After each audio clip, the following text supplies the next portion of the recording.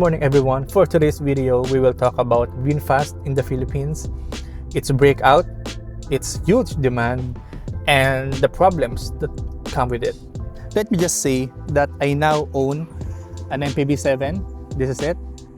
Lahat ng sasabihin ko about VinFast right now and yung mga problema ngayon sa pagbili ng unit in general doesn't mean that I am bashing them or I am smashing a hammer on them. Okay, this is just for those who are considering in getting any VinFast car and to set expectation. Now, alam naman natin yung nangyari nung February or March na nag-cause nung pagtaas ng fuel sa Pilipinas, hindi lang actually sa Pilipinas kundi all over the world.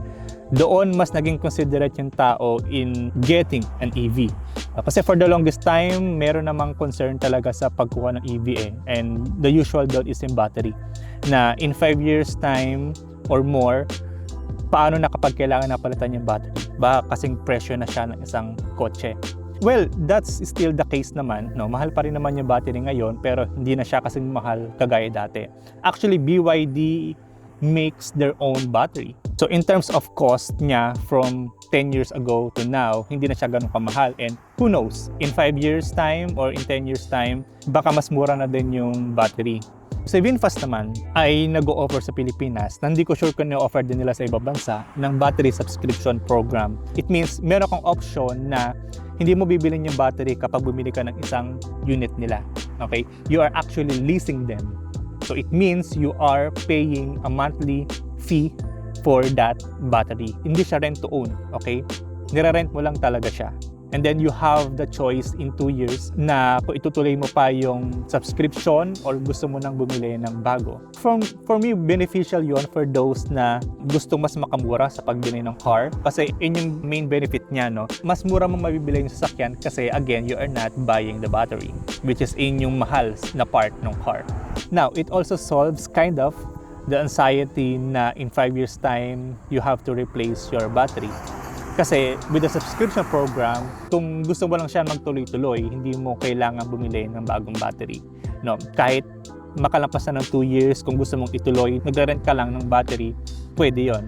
They actually call it a lifetime insurance for your battery. So kapag nagka-problema yung battery mo, if it's a factory defect, or kapag bumaba na sa 80% yung battery health ng battery mo, they can replace it for free. Well, hindi lang naman yun, no? Kasi kahit bilhin mo yung VinFast na may battery, competitive pa rin siya. No? Kung compare mo sa other brands like BYD, lalo na po sa brands like Tesla, very competitive. And yun nga, reliable siya dahil sa Vietnam, this is widely popular and ginagamit siya for taxis and for personal use. So, yung reliability, hindi na yun question. So, imagine mo, for 1.2 million, meron ka ng 7-seater full electric vehicle na hindi mo naiintindihin magpalit ng battery in the future. So actually, itong Limo Green / MPV7, pangalawa lang ito sa pinaka-popular na unit ng VinFast. Ang pinaka-popular sa kanila ay yung BF3. Why? Sa number 1, maliit siya, yes, pero very affordable.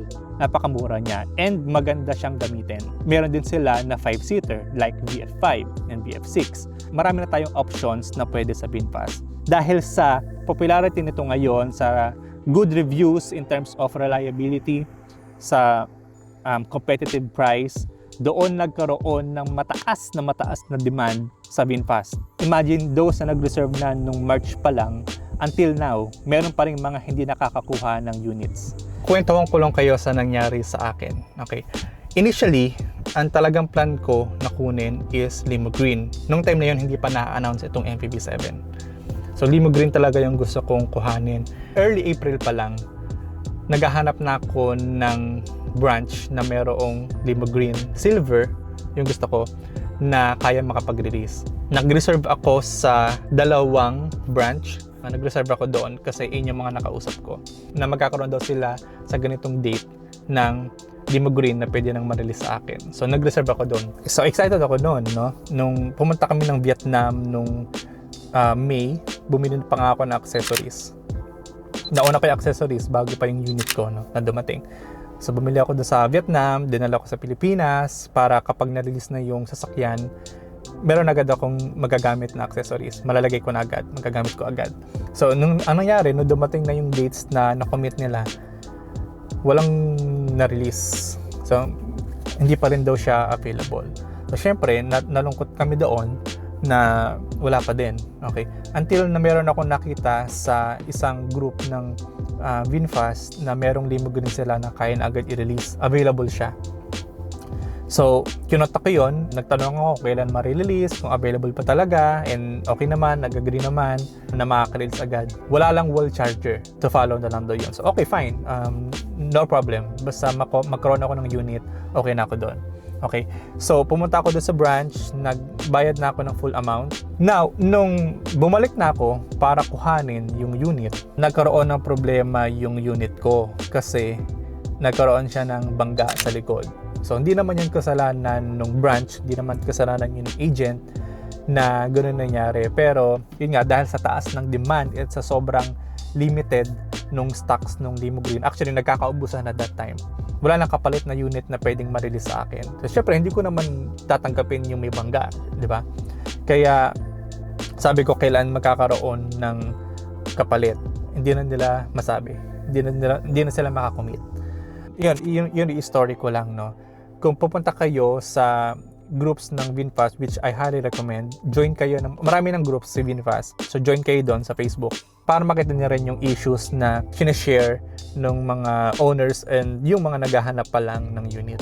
Okay, so napakadami na talaga na case nung nagko-commit na agent pero hindi siya na tutupad, no? Yun yung pinaka-important na gusto ko i-share ngayon is alamin nyo or mag-inquire din kayo sa iba-ibang branch kung maaaring puntahan nyo pa just to be assured na you're aligned doon sa commitments and sa dates na pinag-uusapan nyo. Generally kasi ang nangyayari ngayon, yung allocation ng VinFast units sa branch is kalat. Hindi na siya yung bibigyan ko si ganitong branch lang, sila lang yung meron. Hindi, lagi siyang kalat. Parang divided na siya para lahat nagkakaroon. So, kapag meron nag-commit na meron silang darating na ganitong date, dapat kapag nagtanong ka sa ibang branch, somewhat ganun din yung ibibigay sa inyo na date. Kasi kung hindi man, kagaya ng nangyari sa akin, kaya merong isang branch na sabi sa akin in 1 week magkakaroon na sila. Marami doon silang darating. Pero meron na akong gut feel na hindi siya mangyayari kasi nung nagtatanong ako sa ibang branch, sabi impossible kasi sa June pa talaga darating yung units ng limo green. So hindi ako naniwala. And it turns out, after lumipas ang 1 linggo, 2 linggo, hindi siya nakapag-release ng unit. So yun lang. I just want you to set expectation na dahil talaga sa taas ng demand ngayon sa VinFast unit, matagal talaga yung pagdating. Kaya kailangan maghintay tayo. Parang nangyari kasi overwhelming sa VinFast yung nangyari sa kanila na grabe yung demand sa Pilipinas ngayon. Kaya even yung after sales support, medyo nako-compromise na. Ang dami ko nababasa na comments na ang pangit daw ng after sales support, hindi na raw sumasagot si agent nung na-release na. So, ilang din yung iset nyo na expectation na possible na ganito talaga yung mangyari dahil nga sa taas ng demand. So, syempre, yun naman, pag dumating naman yung time na settled na ang lahat, magiging maayos naman sana yung after sales support nila. So, yun lang yun to watch out for, no? Ngayon, yung in terms of parts naman, ito hindi ko pa ito na-experience. Wala pa naman din ako nababasa na nagko-complain about availability nung parts kasi so far dahil nga bago pa lang naman yung units na lumalabas, wala pa rin na masyadong issue na in terms of may sira sa ganito na nahihirapan magpalit ng pyesa. So far hindi pa naman. Paano pala ako napunta sa MPV7? Ngayon, dahil nga naipit na yung pera ko dun sa branch kasi siyempre nabayad ko na ng buo, no? Pwede ko namang i-refund pero matagal yon. At least 2 weeks, baka nga umabot pa ng 1 month dahil sa laki ng amount. Nag-isip ako na do I wait for the limo green? Kasi nung that time, nung hindi ko nakuha yung limo green na unit ko, yun din yung time na i-announce na sa MPV7.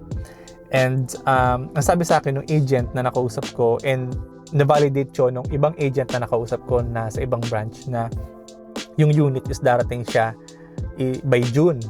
So parang sabay darating pala, no? Sabay si MPV7 and si limo green na darating. Kasabay din ng ibang units, yung BF3, grabe din yung demand.